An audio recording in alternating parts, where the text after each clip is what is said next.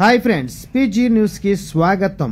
కువైట్లోని Al Farwaniya గవర్నరేట్లోని criminal investigation department 3 వ్యక్తులతో కూడిన ఒక క్రిమినల్ ముఠాను విజయవంతంగా నిర్వీర్యంగా చేసిందని, ఒకరు ఆసియా జాతీయుడు మరియు 2 అరబ్ జాతీయులు అని అధికారిక పత్రాలను నకిలీ చేసి పౌర డేటాను తారుమారు చేసి డబ్బుకు బదులుగా నివాస చిరునామాలను చట్ట విరుద్ధంగా మార్చారని ఆరోపణలు ఎదుర్కొంటున్నారని అంతర్గత వ్యవహారాల మంత్రిత్వ శాఖ ప్రకటించింది. అయితే లీజ్ ఒప్పందాలు మరియు సివిల్ డేటాను తప్పుడుగా మార్చడంలో పాల్గొన్న ఒక సమూహం గురించి అధికారులకు సమాచారం అందినప్పుడు కేసు ప్రారంభమైందని మంత్రిత్వ శాఖ ఒక ప్రకటనలో వివరించారు.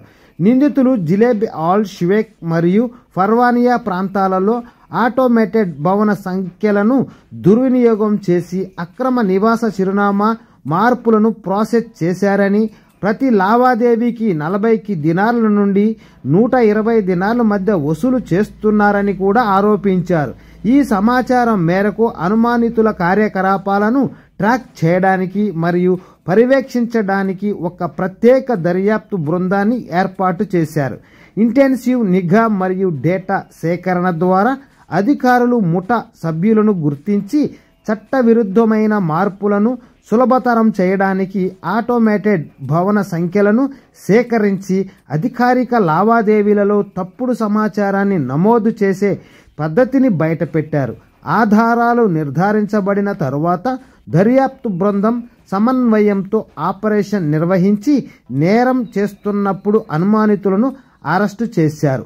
వారి వద్ద 1694 దినార్లు, ఒక ప్రింటింగ్ పరికరము, ఒక నిల్వ డిస్కు, ఒక కెమెరా మరియు డెలివరీ కోసం సిద్ధంగా ఉన్న అనేక నకిలీ లావాదేవీలు కనుగొనబడ్డాయి. విచారణలో అనుమానితులు తమపై వచ్చిన ఆరోపణలను అంగీకరించారు. స్వాధీనం చేసుకున్న డబ్బు మరియు పత్రాలు ఫోర్జరీ మరియు డేటా తారుమారు ద్వారా వచ్చినవని అంగీకరించారు. వ్యక్తులను మరియు స్వాధీనం చేసుకున్న వస్తువులను చట్టపరమైన చర్యల కోసం సంబంధిత అధికారులకు అప్పగించారు. Okay friends, by, take care. మరొక వీడియోలో మరిన్ని విషయాలతో మళ్ళీ కలుద్దాం. Don't forget to subscribe, like, share. Thanks for watching.